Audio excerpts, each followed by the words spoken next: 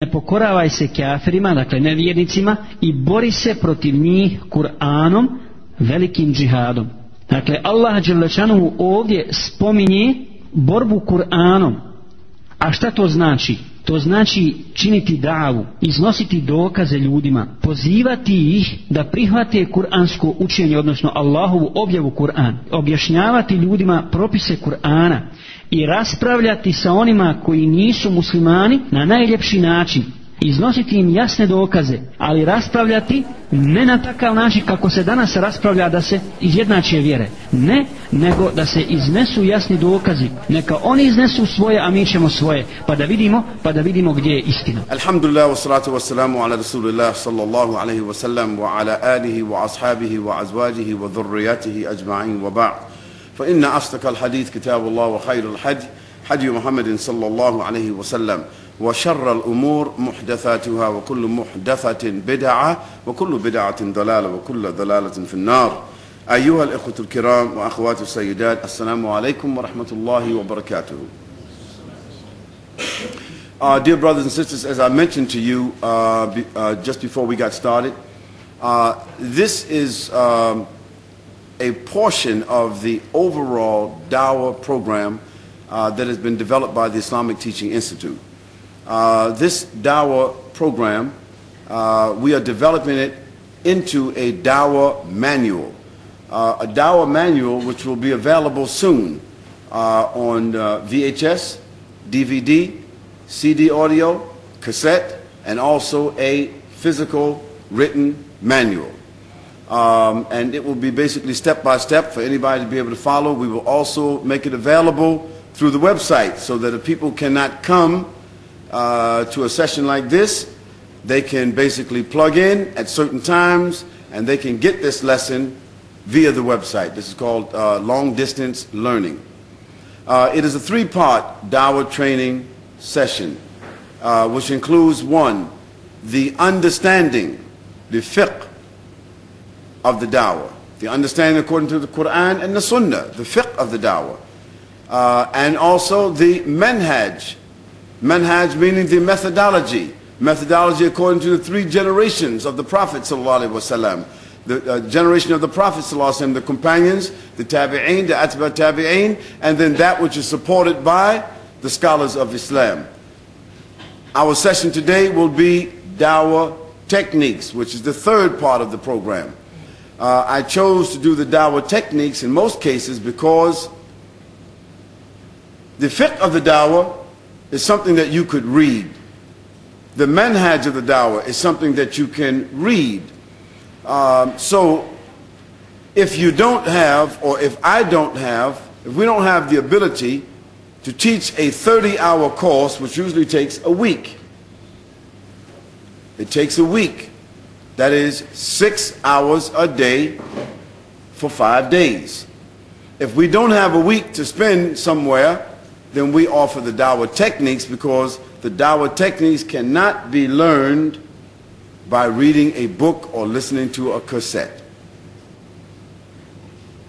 You can read all the books on Dawah, you can listen to all the lectures of the sheikhs, you can read Sheikh Ahmed Deedat, look into his tapes and videotapes, and Dr. Zakir Naik and all the premier people that do Dawah. You can listen, read, but you're not going to learn these techniques. And there are techniques involved. It's not just something that they're just doing.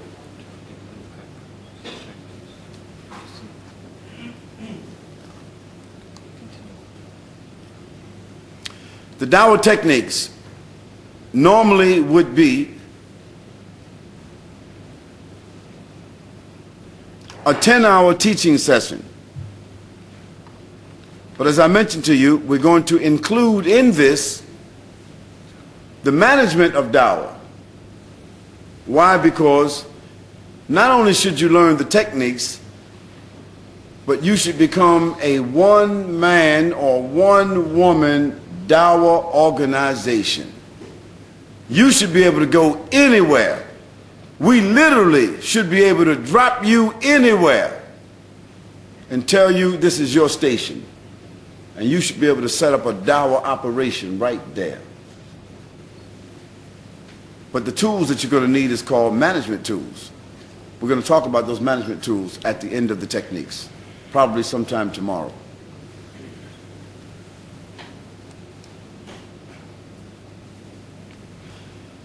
We're going to begin by talking about the principles and characteristics of the da'i. That's you and I. The da'i is the person doing the da'wah. The one who is receiving it is the mud'i. The first principle and characteristics of da'wah is that the da'i has to have knowledge. Not just ambition.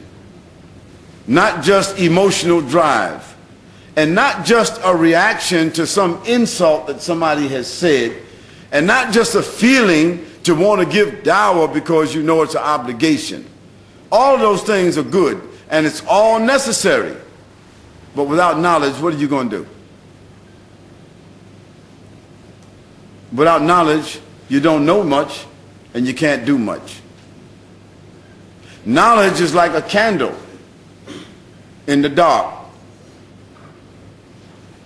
So if you got 20 people in a house and all the lights are off and somebody yells fire,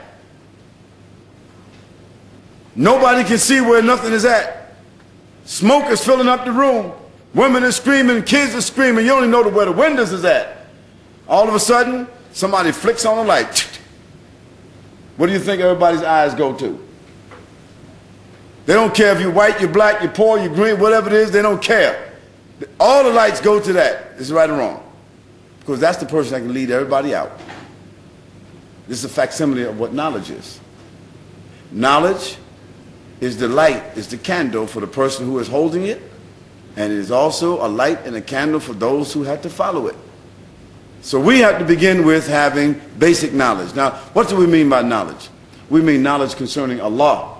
We mean knowledge concerning the Prophet ﷺ, and we mean knowledge concerning the basic tenets of Islam. Because our dawah is not about Christianity. Our dawah is not about Harun Yahya's scientific breakdown of the atom. Our knowledge is not about philosophy. Our knowledge is not about history. It could include those things, but what is the fundamental knowledge? The fundamental knowledge is ma'rifatullah, ma'rifatul Nabi sallallahu alayhi wa sallam, ma'rifatul Islam bil adillah. Now ma'rifatullah, understanding or knowledge or comprehension concerning Allah, it is contained in the discipline called tawheed. So that means when you want to talk about Allah subhanahu wa ta'ala, you cannot just talk about Allah any way you want to. You must only talk about Allah subhanahu wa ta'ala according to what rules? The rules of Tawheed. You cannot talk about the Prophet sallallahu alaihi wasallam any way you want to. You must only talk about the Prophet sallallahu alaihi wasallam according to the rules of Risala or Sunnah or Sirah. Ma'rifatul Islam bil adillah. You cannot talk about Islam just in general. Or Islam means submission. Yes, it does mean that, but what else does it mean? How do we submit? How do we surrender? What are the sources? Bil adillah, bil hujjah, with proof and evidence. What are the proofs and evidence of Islam? What are the proofs and evidence of Islam? Al-Quran wa Sunnah. Now this is when we say they must have correct knowledge. Now I didn't say you must have deep knowledge. I didn't say that. Or sophisticated knowledge. I didn't say that. Or high knowledge. No. Just fundamental knowledge of those three areas. Ma'rifatullah, ma'rifatul Nabi sallallahu alayhi wa sallam, ma'rifatul Islam bil adillah. Oh, excuse me. Wait. What do I do here now? Next? Okay. They must understand the Islamic manhaj. That is, the Islamic way. The Islamic methodology. The Islamic, if you want to call it, the cookbook.